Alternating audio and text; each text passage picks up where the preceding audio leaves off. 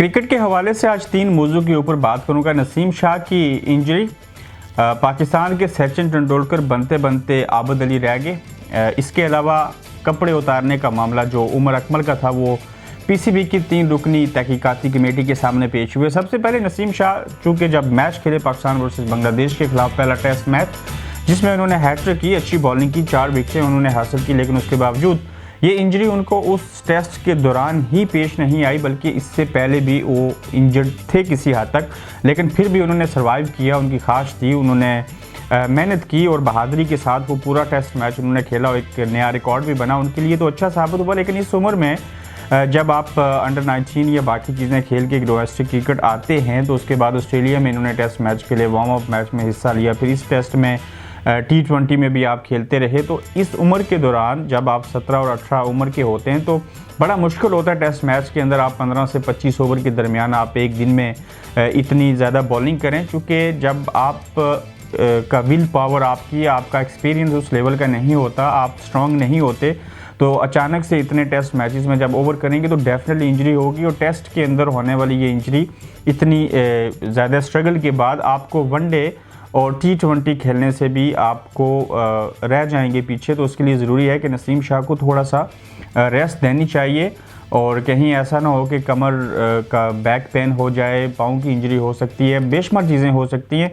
उम्मीद है कि उन्होंने ख़ुद से कहा कि मुझे इंजरी है और मैं जल्द उससे बाहर निकलूँगा, लेकिन इस उम्र में इस वक्त उनको इस तरह की इंजरी होना मेरे लिए उनके मुस्तकबिल के लिए एक ख़तरा है जिसके ऊपर काबू पाना चाहिए। और हमारी सिलेक्शन कमेटी को, हमारे कोच को, बाकी लोगों को देखना होगा कि इनको किस हद तक स्लोली इनका स्टेमिना जो है वो बिल्ड करना है और तब जाके इस तरह की चीज़ों से वो बचते रहेंगे, वरना इनका हाल भी जो है वो हसन अली की तरह ना हो, एक अच्छा बॉलर हमसे ज़ाया हो जाए। जैसे शोएब अख्तर, इंजरी तो होती है फास्ट बॉलर्स को, ऐसे होता है, लेकिन उसकी अगर अच्छी हिकमत अमली रखी जाए तो खिलाड़ियों को मुस्तकबिल के लिए बचाया जा सकता है और उनको इन चीज़ों से छुटकारा मिल सकता है। दूसरी जानिब उमर अकमल जो थे, आपको सबसे पहले मैंने ये खबर दी थी कि उन्होंने बिल्कुल ऐसा किया जो कि उनका फेल मुझे भी अच्छा नहीं लगा था। उसके ऊपर वीडियो मौजूद हैं, उसके ऊपर 3 रुकनी पीसीबी ने तहकीकाती कमेटी बना दी जिसके सामने वो पेश हुए।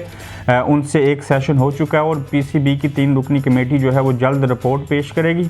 उसके बाद उनके लिए क्या सज़ा व जज़ा होगी ये देखने वाली चीज़ होगी। मेरी नेक ख्वाहिशात उनके साथ मौजूद हैं, लेकिन जो फेल उन्होंने किया शायद इस चीज़ में आके किया कि उनको वो मोटापा, बाकी चीज़ें, आपने वो रन करते हुए मिसबाह उल हक साहब की जानिब से भी देखा था कि उनको कितनी सख्त प्रैक्टिस करवाई जा रही थी। अच्छे बैट्समैन हैं, मैंने आपको पहले भी कहा था, लेकिन इस तरह के हादसे होते हैं और डिप्रेशन में आके या बदजन हो के जब आप टीम की सिलेक्शन में का हिस्सा नहीं बनते, सिलेक्ट नहीं होते, तो तब इस तरह की चीज़ें हो जाती हैं। इससे कबल भी होता रहा, लेकिन अल्लाह करे उनको माफ़ी तलाफ़ी हो जाए, आखिरी वार्निंग दी जाए और वो अपनी फिटनेस को, जो भी मोटापा है, चर्बी है, उसको बेहतर करें और उसके बाद आने वाले वक्तों में वो पाकिस्तान के लिए खेलें। अच्छे बैट्समैन है, मिडिल ऑर्डर में हमें एक अच्छा बैट्समैन उमर अकमल की तरह चाहिए। आपको क्या लगता है कि उमर अकमल वापस आएंगे, उनको माफ़ी मिल सकेगी? उनके इस फेल के बाद ज़रूर अपनी राय का इजहार कीजिएगा। पाकिस्तान के सचिन तेंदुलकर बनते बनते आबिद अली कैसे रहे? अगर वो तीसरी इस मैच में भी अगर सेंचुरी बना देती तो सचिन तेंदुलकर का वो रिकॉर्ड तोड़ सकते थे या बराबर हो सकता था। जो भी चीज़ें हैं वो खुद भी कहते हैं आबिद अली के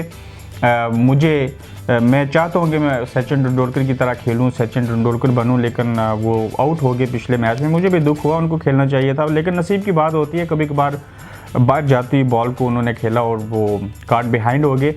इसके अलावा आबिद अली के हवाले से जब उनको वर्ल्ड कप में भी निकाला गया था तो मैंने प्रेस कॉन्फ्रेंस में मिकी आर्थर से भी सवाल किया था, सरफराज को भी पूछा था कि ये क्या वजह हुई कि आपने उनकी फ़्लाइट बुक करवा दी, वो तो वापस जा रहे हैं, और वो भी एक गलत फैसला था। आबिद अली की वर्ल्ड कप में हमें शदीद ज़रूरत थी। अब उनके हवाले से देखा जा रहा है कि शायद थोड़े से मोटे हैं, पेट बाहर है, उनको वो चीज़ें करनी चाहिए। बात चीज़ें होती हैं नेचुरल, आप जितना खाना खाते हैं सारी चीज़ें, उस मोटापे को आप कंट्रोल नहीं कर सकते, वो फैमिली की तरफ से होता है, बाय बर्थ आप ऐसे होते हैं या बाय फैमिली की तरफ से वो चीज़ें चली आती हैं। तो जब आप खिलाड़ियों को ये कहेंगे ऐसे करें वैसे करें, तो जो उनका नेचुरल अंदाज़ होता है खेलने का, बाकी चीज़ें होती हैं, तो वो उससे भी बाहर निकल जाते हैं। राना डूंगा की मिसाल ले लें, कितने मोटे थे, क्या चीज़ें थी, बेहतरीन तरीके से खेलते थे, कैप्टन थे, सारी चीज़ें थी।